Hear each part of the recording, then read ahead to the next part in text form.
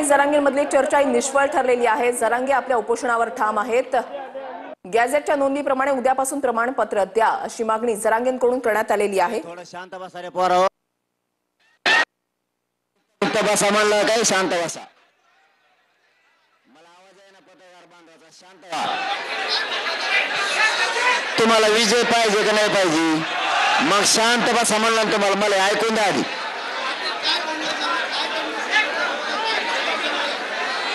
त्यांचं असं म्हणणं होतं, खरं तर इथं येणं अपेक्षित सरकारचं, शिंदे समितीचं नाहीये, कारण हे काम शिंदे समितीचं नाहीये।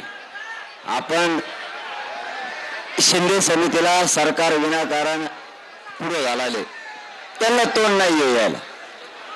आम्ही त्यांना आता सांगितलं की सातारा संस्थांमधला, त्या गॅझेटेअर मधला सगळा मराठा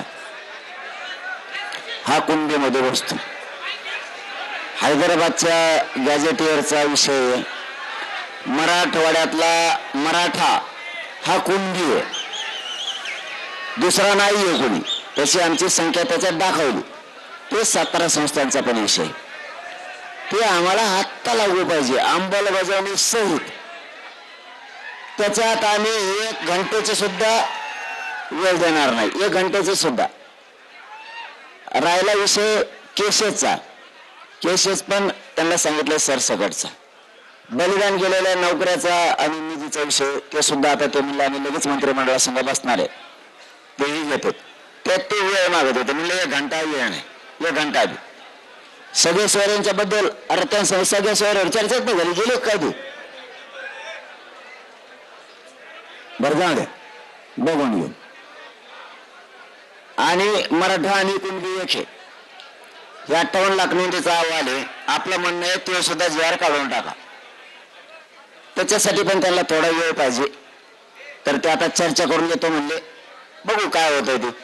पण ह्या 2 गॅझेटियर मध्ये, केसेस मध्ये बलिदान गेलेल्या कुटुंबाचा विषय आणि शिंदे समितीच्या नोंदी शोधण्याचा विषय, हे कुठेही 1 घंट्याचा सुद्धा वेळ दिला जाणार नाही, कारण मराठवाड्यातला सगळा मराठा कुणबी आहे।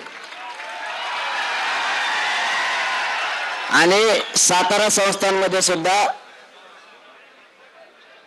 पश्चिम महाराष्ट्रातला मराठा कुणबी आहे।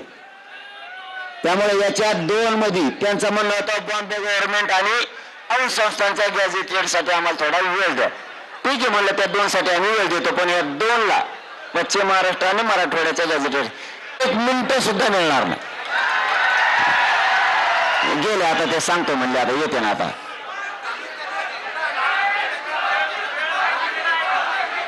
नाही लगेच ते म्हणले निरोप देतो की राज्य मंत्रिमंडळाची बैठक बोलवतो म्हणे लगेच, असं म्हणलेच बघा। ते राज्य मंत्रिमंडळाची बैठक म्हणजे आपल्याला पहिल्यापासून माहिती, ते तिथेच खात असते, पण तिथेच लगेच नुसतं ओळून बसायचं असं झालं सुरू, काय सगळं माहिती झालं काय नाही।